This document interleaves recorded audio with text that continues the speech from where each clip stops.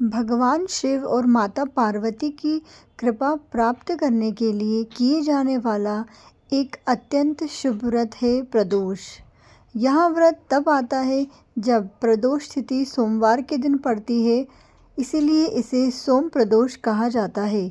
इस दिन शिव भक्त उपवास करते हैं, भगवान शिव का पूजन करते हैं और शाम के समय दीप जलाकर आराधना करते हैं। ऐसा माना जाता है कि इस व्रत से जीवन में सुख, शांति और समृद्धि आती है।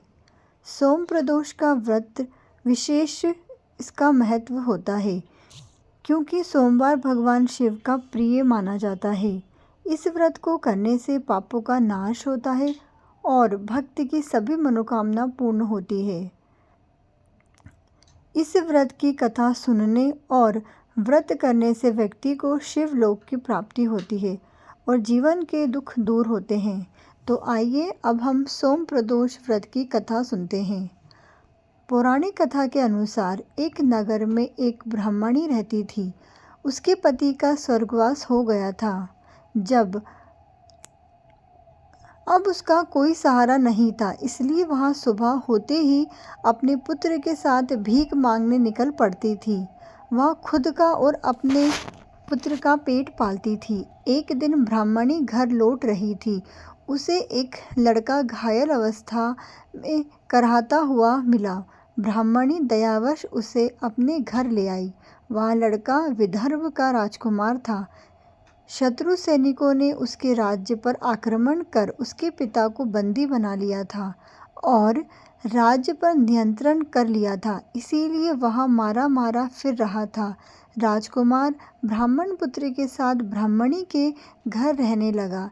एक दिन अंशुमति नामक एक गंधर्व कन्या ने राजकुमार को देखा तो वह उस पर मोहित हो गई। अगले दिन अंशुमति अपने माता पिता को राजकुमार से मिलने लाई। उन्हें भी राजकुमार पसंद आ गया। कुछ दिनों बाद अंशुमति के माता पिता को शंकर भगवान ने स्वप्न में आदेश दिया कि राजकुमार और अंशुमति का विवाह कर दिया जाए। वैसा ही किया गया। ब्राह्मणी प्रदोष व्रत करने के साथ ही भगवान शंकर की पूजा पाठ किया करती थी। प्रदोष व्रत के प्रभाव और गंधर्व राज की सेना की सहायता से राजकुमार ने विदर्भ से शत्रुओं को खदेड़ दिया और पिता के साथ फिर से सुखपूर्वक रहने लगा। राजकुमार ने ब्राह्मण पुत्र को अपना प्रधानमंत्री बनाया। मान्यता है कि जैसे ब्राह्मणी के प्रदोष व्रत के प्रभाव से दिन बदले, वैसे भगवान शंकर अपने भक्तों के दिन फेरते हैं। जय हो भोले बाबा की।